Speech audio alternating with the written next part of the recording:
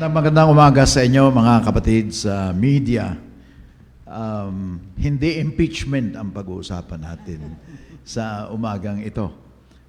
Total last day na yata ng session ngayon. At babalik sila sa susunod pang buwan. Inflation ang ating pag-uusapan. Ang pagtaas ng presyo ng mga bilihin at ano ang bunga nito, anong epekto nito sa ating mga mamamayan. Diyan iikot ang ating pag-uusapan sa umagang ito at mapalad tayo na matanong sila ng mga katanungan. Kasama ko si former Press Secretary Sunny Coloma at publisher ng Manila Bulletin. Magandang umaga po. So, ang ating mga panauhin upang talakayin ang issue ng inflation at ano pwedeng gawin ng gobyerno at ng mga individual na Pilipino para maibsan ang epekto nitong pagtaas ng presyo ng bilihin. Ang atin pong Undersecretary of the Department of Economy, Planning and Development, Policy and Planning Group. Ano yung acronym ngayon? DepDev. DepDev. Okay. So, medyo naiba sa NEDA, no? Si Undersecretary Rosemary Edilion ay holder ng PhD in Economics from La Trobe University in Australia, MA degree in Economics from UP, and MS degree in Statistics also from UP School of Statistics. Alam mo, dadagdagan natin muna sa introduction, para live stream tayo, So, nakikita tayo worldwide. Okay. Among her major, she's a 2019 Presidential Gawad CSE awardee and has been involved in the formulation, actually shepherded the formulation of the Philippine Development Plan, and siya rin ang nagmo-monitor nito. Kaya palakpakan natin, marami pang dapat sabihin, pero palakpakan na natin si Undersecretary Rosemary G. Edilion. Palakpakan po natin. Yes, good morning, Sen. Ang atin pong Assistant National Statistician, Economic Sector Statistics Office, Philippine Statistics Authority, sila'y nagtatrack down ng inflation, no? Pagtaas din ng presyo ng bilihin. Siya po ay Master of Statistics, University of the Philippines, Bachelor of Applied Statistics, PUP. At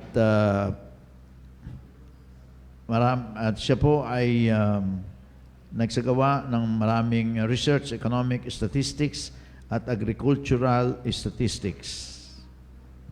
Si Assistant National Statistician Rachel Laksa. Palakpakan po natin. Good morning, everyone. Good morning po sa aking mga kasama. At sa aking kaliwa ay ang Assistant Secretary at the Office of the Chief Economist, Department of Finance. Siya po ay doctor din. Doctorate from the University of Bologna. Anong bayan to? Sa Italy. At nagtapos sa Ateneo de Manila University, Economics din. At Masters sa UP.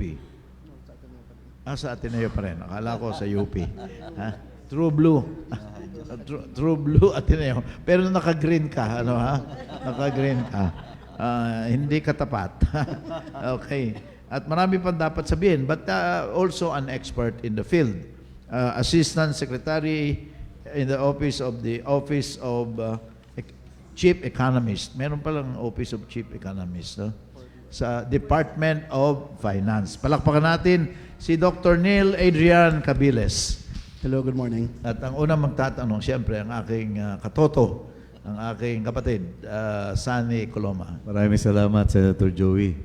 Siguro bilang panimula, hilingin natin sa ating mga kaibigan dito ang kanilang pangkalahatang pananaw. Dahil maraming ligalig na sumasapit sa atin ngayon at siguro naghahanap ang ating mga kababayan ng paliwanag o kaliwanagan hinggil sa taya ng ating kabuhayan. Dahil sa araw-araw ay kinakailangan nilang harapin ang mga hamon, no, ng pamumuhay. So tatanungin lang natin kay Yusek Rosemary, kay Assistant Statistician Rachel, at kay Dr. Neil kung ano ang pananaw nila at ang kanilang mga tanggapan na kung ano ba ang ginagawa ng pamahalaan para tuwirang tugunan ang hinaing ng ating mga kababayan. Kahit sino po ay pwedeng magsimula. Yusek Rose. Kahit sino yun. Okay. First of all, magandang umaga sa lahat ng mga nanonood, kay Sen Joey and of course kay Sec Sunny. So, sa ngayon meron talaga tayong sinusunod na, well, of course, meron tayong long-term vision and a medium-term plan. Meron tayong mga midterm corrections naman na ginagawa dito, pero sa kabuuan, it's still the same focus. Naka-focus tayo sa transformation ng ating economy, ng ating institutions. Siguro napapansin nyo na rin na ang dami ngayon ng mga transactions natin ang pwedeng gawing online. Meron na tayong e-gov. Marami tayong mga ginagawa na tawag natin digital transformation. Nagiging more accessible na yung ating mga sa internet, no? Inayos na rin natin yung reforma diyan. So tuloy-tuloy pa rin yung reform agenda na yon. Tapos pero syempre meron tayong mga tawag natin mga coming from the left field, no, ng mga Headwinds. shocks, yung mga headwinds, no. And so syempre kailangan din natin ng mabilis ang pagtugon dito. Kaya nga Safety nets naman ang sakot correct, natin. safety nets, yung mabilisan na pagtugon dito. So, meron tayo nung na yan, yung mga efforts na to, tawag nga natin dito yung uplift, no? Unified package on livelihood industry, fuel and transport. Pero while we are doing this, patuloy pa rin yung ating ginagawa na mga yung sa ating economic development plan. I think you've already heard in the news yung sa Luzon Economic Corridor. So patuloy pa rin yung pag-engganyo natin sa mga investors na dumating dito para magkaroon tayo ng mas dekalidad na trabaho. Patuloy pa rin yung mga programa natin for agricultural productivity as well. At saka yung ating move towards yung lahat ng yung ease of doing business. Meron tayong ease of paying taxes, yan, sa BIR. Marami na rin sila mga nagagawa ng mga proseso para dito. So, yun po yung ginagawa natin ngayon na ang tingin namin ay patuloy naman tong ating reform agenda. Patuloy din tong ating yung mga agenda natin to improve your quality of life. Pero ang nakikita rin kasi syempre dahil may emergency nga, yung mga pangmadali ang tugon. Yan. Pero rest assured that we're doing both. We're doing both. We are not losing track of what we should be doing, yung mga makakabigay sa atin ng robust na benefits. Dako na tayo sa micro. Inflation. Pagtaas ng presyo ng bilhin. Meron tayong naririnig na headline inflation, core inflation. Maaari bang ipaliwanag para we are on the same page sa pagkakaunawa dito sa inflation na ito, whether headline or core inflation. At meron pa, food inflation. Pakipaliwanag lang briefly. Si Rachel siguro.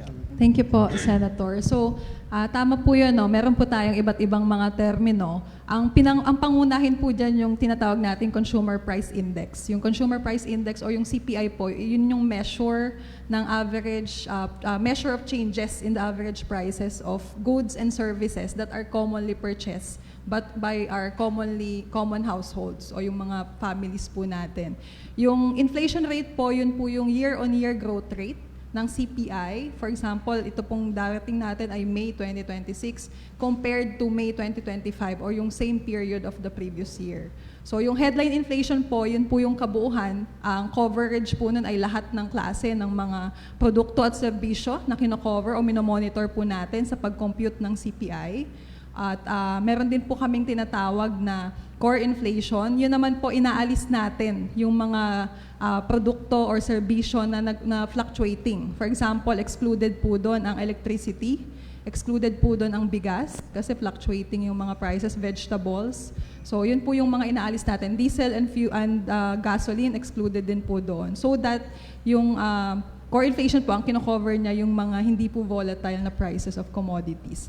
Meron din po tayong CPI for the bottom 30% income households. Yun naman po ang kino-cover natin, yung mga, ang minomonitor po natin doon yung mga produkto at serbisyo na kino-consume naman po ng ating mga nasa bottom 30% income households. Quick question lang, Rachel. No? Paano kaya may hahambing yung inflation na ating nararanasan compared to that experienced by our ASEAN neighbors? No? Kasi para may sense din tayo, no? Dahil globally driven yung ibang aspeto nito. Yes po. Actually, I checked the inflation rate for April 2026 among ASEAN member states before I come here. Tayo po ang second to the highest as of April 2026 in terms of inflation, 7.2%. The highest is from Lao PDR, 10.2%. And then the rest of the ASEAN member states is lower than 5%. So Lao po, they mentioned they are also affected by the Middle East crisis, which is also what happened in the Philippines. Ano yung headline inflation natin April, and what is the prediction ng gobyerno, whether through BSP, ang magiging headline inflation this coming May? Ang headline inflation po natin noong April 2026 is 7.2% at ang BSP forecast po for May 2026 inflation is 7.1 to 7.9%. At i-report po namin sa Friday, June 5, yung actual inflation for May 2026. So we are second to the highest in terms of, you're talking of headline inflation. Yes po. Among ASEAN members. Kung tayo ay second, kagaano kataas yung first at kagaano kababa yung third? Yung sa Lao PDR po is 10.2%. Wow, mataas yun talaga. Oo. Mas maliit naman yung kanilang economy, siguro. Opo. Lao. Yung number 3, And then the rest po is low actually, below 5% po yung mga below 5%. iba. Paano kaya nangyari yun? Ano? Meron bang malaking kaibahan dun sa Yeah. peer countries natin at sa atin? Siguro i-explain ko rin kasi we are a net oil importer, no? Din sa oil, Tapos no? malaki yung ano natin malaki talaga yung konsumo natin sa oil, lalo na sa transport kasi as you know, archipelago tayo, so yung palang needs natin for transport inter-island, malaki na kaagad yun, no? Tapos meron din tayong mga yung ibang mga island provinces natin, especially those that are not connected to the grid, heavily dependent din to sa sa diesel kunwari. And therefore yung pagtaas na yun ng oil prices, global oil, ano kagad yun? Malaki kagad ang palo on electricity, especially in this provinces. So nakita namin tatlo yung ating main drivers of inflation noong April. So number 1 is the operation of personal transport, which is yung gasoline, yung diesel and gasoline, yun. Tapos, actually hindi pa tumaas ang ang pamasahe kasi ang ginawa natin is nagbibigay tayo direkta ayuda para dun sa mga nasa transport sector. Ang pangalawa is utilities, housing, utilities, and which is actually the electricity. Yon. Tapos pangatlo yung food inflation. Kasi ito naman, nakasabay din yung sobrang init. Tapos nakita rin natin na during the first quarter, may isang malaking irrigation system na nasira, yung Upper Pampanga River irrigation system. And so bumaba yung ating produksyon ng palay and certain food products kasi nasa Central Luzon ito. So yun ang naging reason kung bakit mataas yung ating naging food inflation din in April. Doc Neil. Paano kaya ito nakaka-apekto sa ating pananalapi, sa budget natin, na siyang minomonitor ng masinsin ng Department of Finance? Yes. Well, una kasi, ang isa sa mga ginagawa talaga ng BSP to control inflation expectations would be to raise yung policy rates. So, may effect siya sa cost of borrowing, not only for the public sector but also for the private sector. Although kung titignan natin, yung real interest rate, more or less relatively stable naman siya kasi pataas nga din yung inflation mo together with your interest rate. But nonetheless, people would still see na higher interest rates talaga yung tinitignan nila. In terms of, for example, sa cost of living, tumaas talaga yung prices.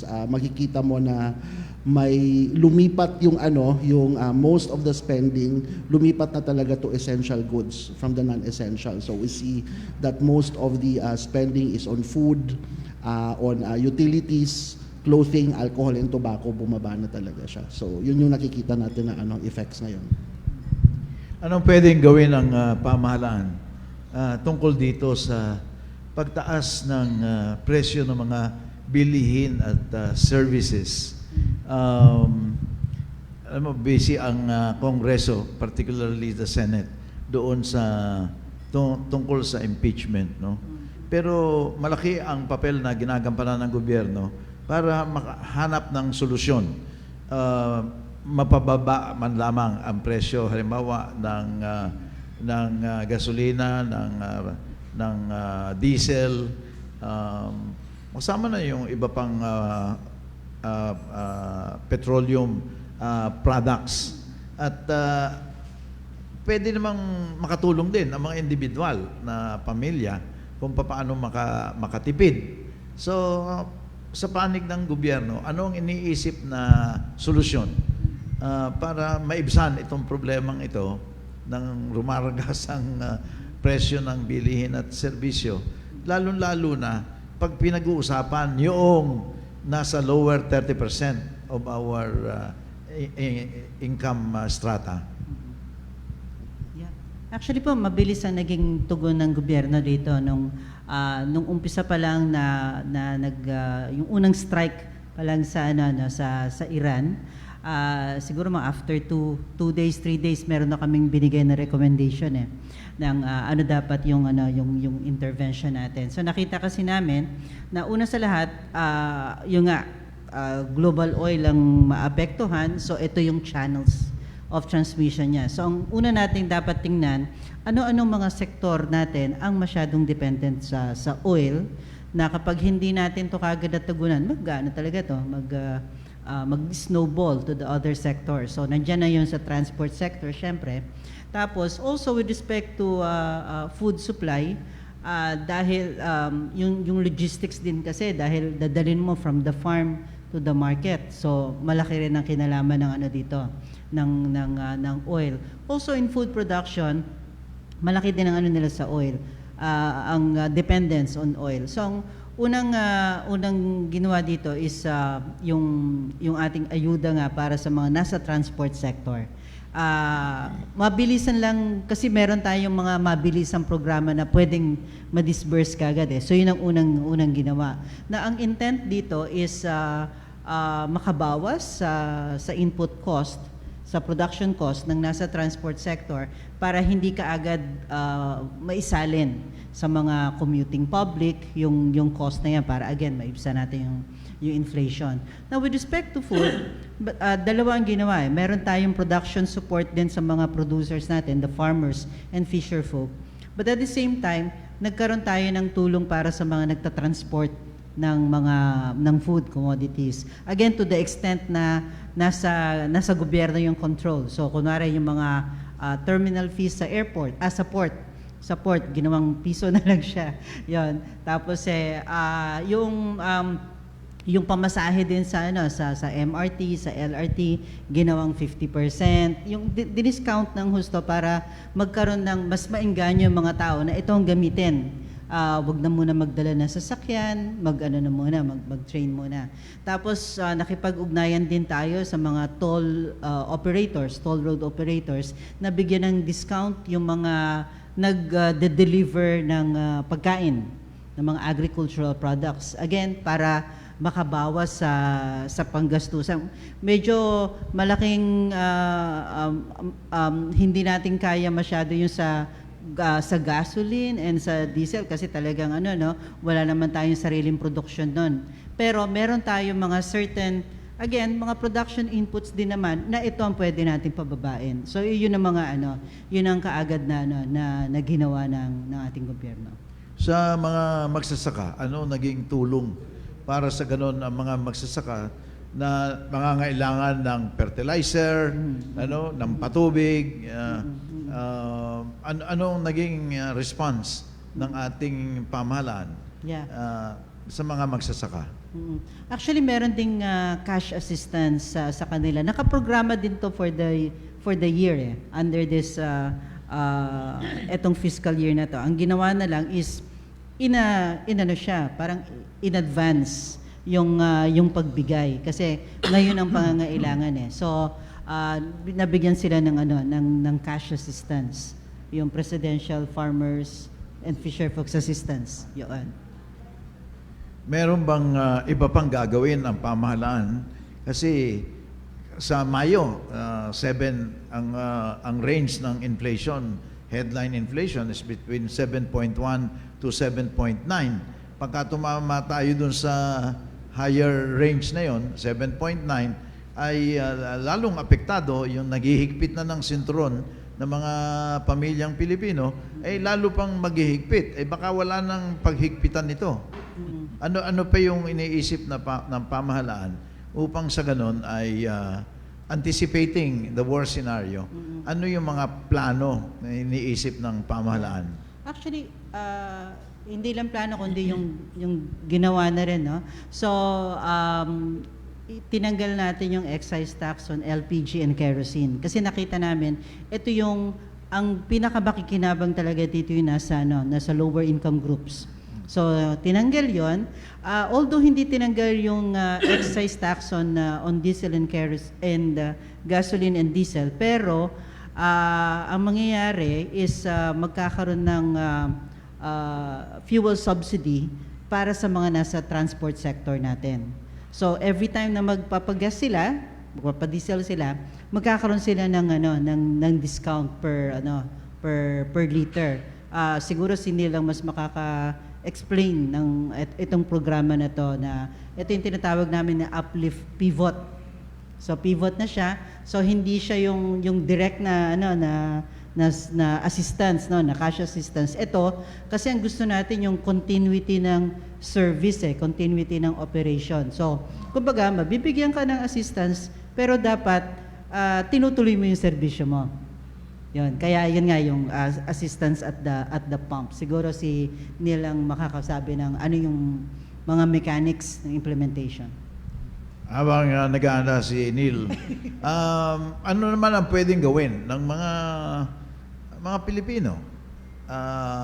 Gobyerno lang ba ang kikilos dito o meron din magagawa ang mga individual na pamilya para sa ganon matulungan din nila yung kanilang sarili, sapagkat ang problema naman talaga ay beyond our control yung naging giyera sa Iran, itong US-Iran war na ito na mabuti ngayon, ceasefire, pero meron pa rin putukan, merong bombahan pa rin.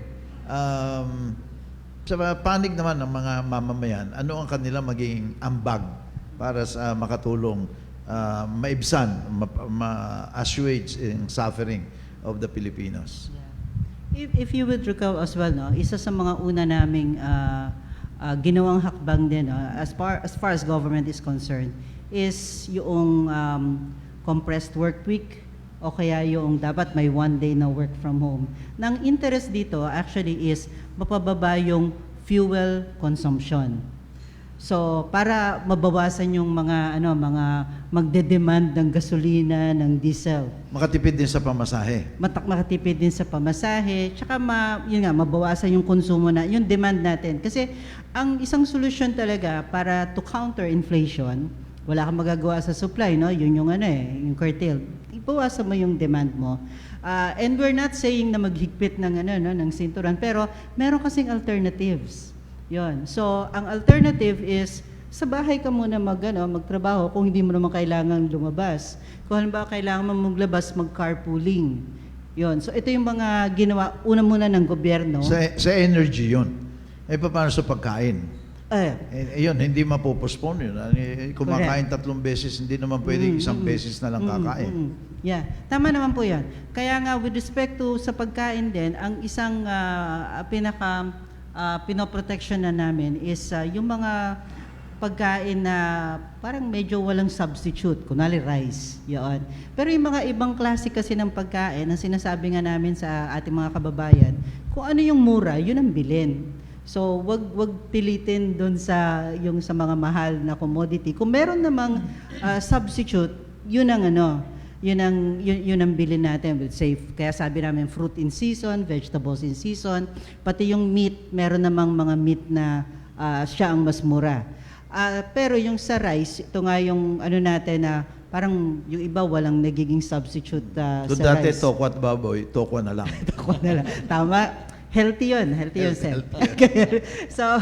So, yung sa rice, ito yung talagang minomonitor ng husto ng Department of Agriculture. As you would know, pinaigting din nila yung binebenta na bigas na mura. Yan. Also again para sa mga lower income groups. Neil, Dr. Neil. Yeah, okay. Yeah, just to add dun sa measures na na-adopt ng government for the support. So, first, in terms of the food, there's actually may support na for fertilizers for farmers, considering na talagang tumaas yung fertilizer prices mo kasi galing din yun sa Dubai. Although it's good to note that we were able to find other sources of fertilizer besides Dubai, and the DA has also been encouraging alternatives na fertilizers such as biofertilizers to address the difficulty in sourcing fertilizer now. Nakita din natin na tumaas yung presyo ng isda, and ito yon ang dahilan nito is syempre mahal yung pangingisda ngayon kasi kailangan nila ng fuel. So may fuel subsidy din for farmers. So kasama to sa package ng uplift, that's about 258 billion na package under uplift. Alam namin na may risk na magtatagal yung Middle East conflict, or kung hindi mo siya magtagal, medyo matagal pa rin ng konti yung pag-adjust ng presyo ng gasolina. So yung pivot, the additional package is also there. In fact ngayon yung government agencies have been asked to at least reduce 20% of their MOOE to be able to be used for the next round of assistance that would be given.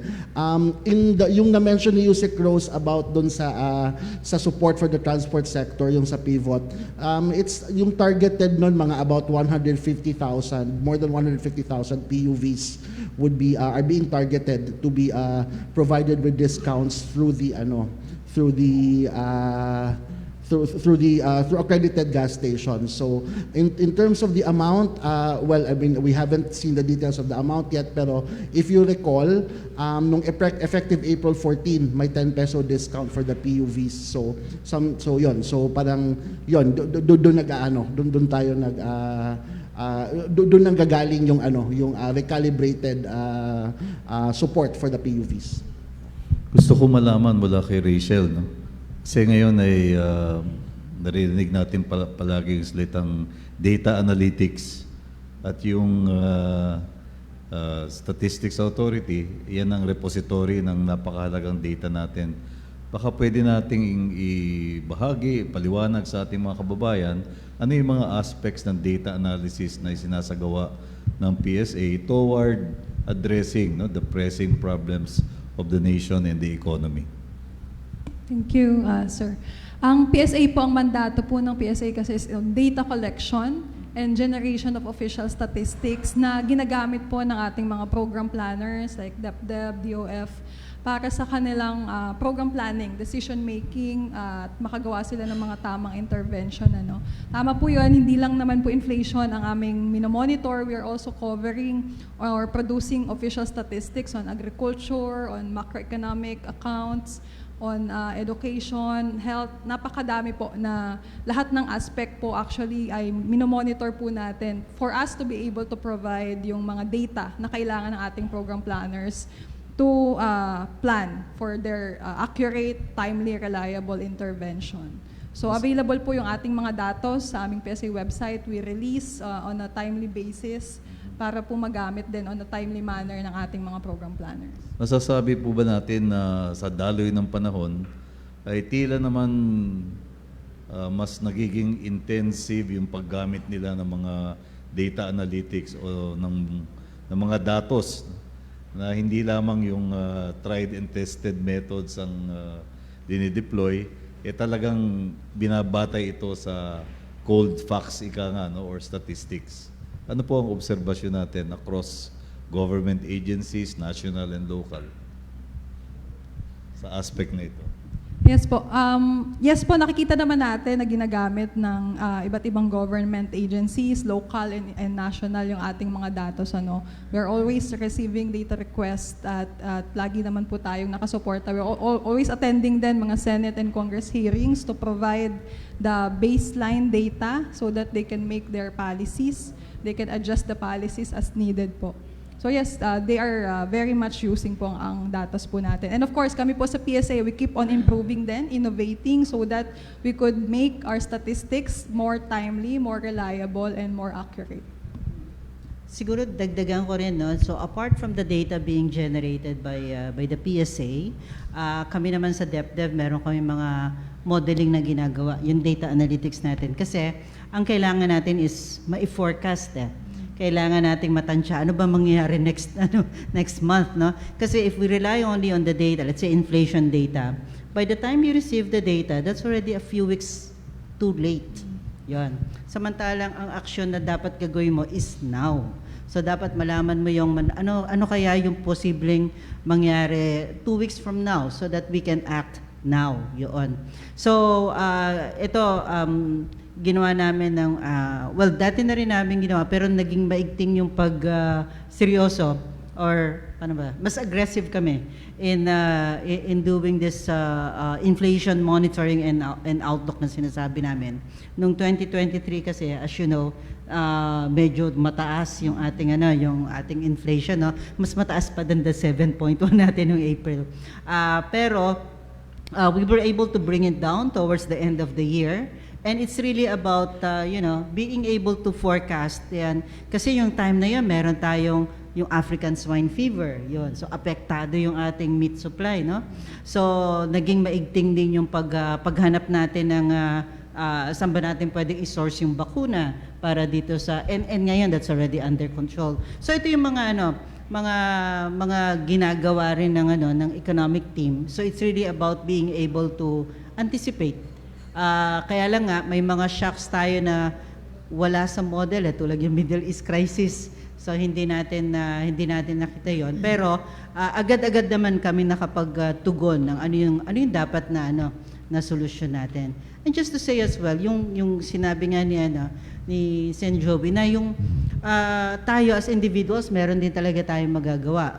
Like I said, kung ganyan na ang supply, ang problema, no? Supply ng langis, so supply ng fertilizer, ng actually mga inorganic fertilizer to. So, ang dapat na gagawin natin, hanapin yung alternative. So, tulad nga sa fertilizer, yung organic fertilizer Yung naman. Composting. So may mga ganyan kunwari yung sa fisheries, ang nagmahal talaga yung capture fisheries kasi mga 2/3 ng gastos nila really yung yung fuel.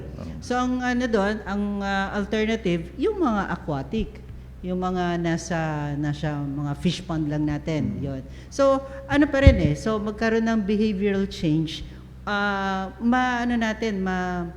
parang makukope natin tong situation na to ng inflation. Pwede bang bilis-bilisan itong paghahanap ng alternatibo? Tulad ng kung fuel ang pinag-uusapan na galing sa langis, meron namang solar, may wind, Correct. may solar, may wind, yung may hydroelectric na dapat ay matagal na natin ginawa because we are really dependent on the fossil fuel. Ano ba yung mga blitzkrieg attempts and efforts of the government to ensure that these alternative sources of energy are made available as soon as possible, knowing that kahit na matapos ang gera, ay matagal pa rin bago mag-normalize o bumalik sa dating presyo ang ating mga petroleum products. So ano ba yung, sa bagay wala dito ang Department of Energy, but based on your coordination with the other agencies, what are the bold moves, blitzkrieg moves, extraordinary efforts being made to have alternative sources of energy? Yes. And also yung fertilizer. Yes. Yeah, so in terms of energy, we've actually already liberalized our renewable energy sector, open to foreign investors. So it's not just local investors who would be eligible to actually go into renewable energy, but even the foreign investors. And we're getting a lot of interest in that. We noticed that there's a lot of partnerships already between local and foreign investors in terms of solar and wind energy as well. DOE rin has been very active in terms of its green energy auctions. That's part of our shift in our renewable energy mix. So these are among the actions that are being done. From what I know, DOE has also been working in terms of improving our grid capacity, so that once that the renewable energy source is rolled out, it's connected to the grid and will really be able to serve those, especially na wala pang kuryente at all. Solar. Ang dami nang gusto magkabit ng solar. Kasi talagang nakakatipid. Bakit hindi nagiging massive itong solarization of the country? Ano ba yung mga balakid? Ano yung mga stumbling block? Para sa ganun, available na ito, yung mga solar panels, ang dami na nag-o-offer. Bakit hindi pa ma-fast track ito para sa ganun, hindi na umaasa sa electricity na pinoproduce at dinidistribute ng current concessionaires? Yeah. Actually, May stumbling blocks ba? yeah. Idagdag ko muna doon sa sinabi rin ni Neil, na ang isa pang ginawa ng Department of Energy, well, one is naging masigasig sila sa paghanap ng alternative sources of fuel. Actually, I think you already heard it on the news na nakapag-source tayo ng fuel, ng diesel, coming from Russia. So, mga non-traditional sources to. Tapos ang isa pang ginawa natin is yung diplomatic talks natin with the Iranian government para mabigyan ng safe passage yung ating mga barko natin At libre. at saka yung safety ng ating mga Pero walang toll. seamen. Walang toll. Walang toll. Dapat. Yan. So yun ang isa yun sa mga kumbaga marami tayong ginawang mga channels para dito. Now with respect to sa renewable energy, ang isang ginawa ng DOE is yung mga permitting system nila. Yon, para mas mabilis magtayo ng mga solar farms, yon. Yung sa solar panels naman, so ito Ito individual. Ako, interesado yung Individual. ating mga Yes, mga yes. kapatid sa media din. Baka gusto magkabit ng kahit maliit na solar panel para makatipid Yeah, na yeah. halip na Meralco ang buong source nila na itinatransmit sa kanila, hybrid. Merong solar. Yes. Oo. oo. Ano yung Ito problema doon? Yeah, ito po yung net metering. I think Oo. ito yung nagiging problema ngayon. Meron tayong delay sa pag-process ng mga applications for net metering. So, I hope na maging mabilis yung pag-uusap tungkol dito para mapabilis natin yung proseso. Kasi syempre, isa rin to sa sa malaking makakainganyo sa mga individuals na para mabilis kasi medyo mahal din magpalagay ng solar, no? Yeah, Pero yeah. kung meron kang net metering kasi may balik sa iyo. Bukod sa mababa yung magiging konsumo mo yung babayarin mo sa kuryente, meron ka pa rin pwedeng kitain dahil dito, no, because of that Advantage net metering. din sa distributor yon. Advantage din sa Meralco na meron Actually, silang extra Yes. na May supply correct, correct. na pwede Power namang reserve. i-distribute sa ibang mga end users. Pero bababa yung babayaran mo sa Meralco. Yes. Oo. May problema ba doon yun sa net metering?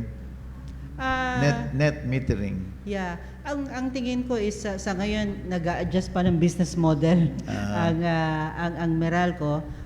Kasi dati naman ang may mga net metering, no. Pero ngayon talagang dumami kasi yung demand, no. Na maraming nakakita na pwede pala to yung aking kunwari yung sasakyan ko, pwede pala akong mag-electric vehicle, tas dito ko na lang i-charge, meron naman akong solar, di ba? So makakatipid ng So malaking bagay ito kung Malaking bagay. mapabilis itong Yes. net metering na Oo, ito. Oo, malaking bagay ito kasi marireduce yung dependence natin sa imported oil. Mhm. Yun. Okay, napaka-importanting bagay yun eh. Sa pagkain naman, di ba dati meron na yung gulayan sa eskwelahan, yung mga ganon? Gulayan. Meron ako, nung governor ako, meron Food Always in the Home project na backyard scientific gardening. Iyan ba makakatulong na mapababa ang presyo ng mga gulay at na ibang pati na prutas? Kung massive yan all over the country, led by the local government unit na talagang at saka DepEd magtanim sa eskwelahan at yung ani uwi at sa mga bahay-bahay magkaroon ng backyard gardening. Yeah. At tama po 'yan. Yung okay, kumuna. Yeah, actually, madami na talaga tayo nakaraan na programs in terms of backyard gardening or home agriculture. Napapansin lang namin na minsan nagsa-slide down siya. So, at the time na, for example, kailangan natin may food scarcity, like for example, during food pandemic, ang daming pumasok to backyard gardening. Pero yun, I think it's time na balikan natin yun. This is at the micro level. This is what we can do as maybe perhaps our share as households, as individuals, to address the food price issue is, and eventually if we adopt, all of us adopt it, perhaps food security na din, to actually adopt backyard gardening. There are, if naalala ko nga, para bumibisita sa offices yung BPI, the Bureau of Plant and Industry, DA, providing free seedlings for this undertaking. So it's very much available and something that we could adopt. Pero at the macro level naman, si Department of Agriculture has been very aggressive in terms of securing our food security. So there have been various programs meant to improve the productivity of farmers, also to reduce input costs, including sa fertilizer, to address the logistical problems and the market inefficiencies, and also to help in terms of the mechanization. So I think ito yung isa sa mga long-term solutions na importante talaga, to have food security, because kung titignan natin, one of the factors kung bakit dun sa ASEAN neighbors natin mas mababa yung inflation nila, it's because they have actually they're actually more food secure. So unlike us na medyo yon, may certain challenges in the food security. And yon, I think it's been mentioned or discussed, na nadaanan na ng konti din, the energy security, that we have to get our energy sources right now from indigenous sources, solar, wind, rather than be so much dependent on fossil fuel as well as oil, which we mostly import. Yeah. Meron din akong idagdag dyan sa ang isa pang advocacy namin dati pa, is sana magkaroon tayo ng progressive idle land tax. Yun. Kasi marami talaga tayong nagiging idle nakatiwangwang land. lang na Nakatiwangwang, oo. Yung iba talagang land banking lang ang nangyayari. Tapos, it goes back to, first of all, yung naging definition natin ng idle land. Kasi dati noon, kapag halimbawa nasa subdivision siya, so may road network, di ba? May ganun siya. Pero wala naman nakatayong bahay, wala ring Pero may time frame yun. Yes. Nasa ako yun. Correct. Nasa batas na ginawa ko yun. Pero yun nga, ang dapat nun kasi, kahit may kalsada dyan, kung walang dun sa lupa na yon, that's supposed to be considered idle lands. Meron kaming nabisita nun na barangay to sa Bulacan. Sila mismo, kasi naging advocacy ng barangay captain talaga yung food security. Sila mismo, kinausap yung mga may-ari ng idle lands na yon, karamihan mga nasa abroad, yan, na kung pwedeng ipagamit, nag-pass ng ordinance yung barangay, na pwedeng gamitin yon for as long as hindi tataniman ng permanent crops. So dapat yung mga gulay, mga cash crops lang. Tapos kapag halimbawa babalik yung may-ari, magpapatayo siya, kailangan nagbibigay siya ng palugit na 1 year para medyo Are you proposing a redefinition of the idle land? Idle land, oo. Para Tapos, sa ganun, magamit. yun, Kung oo. idle. Usufruct lang, hindi naman kailangang i-expropriate, yun. Pero magamit lang siya for food production, ganyan. Tapos ang isang stick natin pwede is an idle land tax, yun.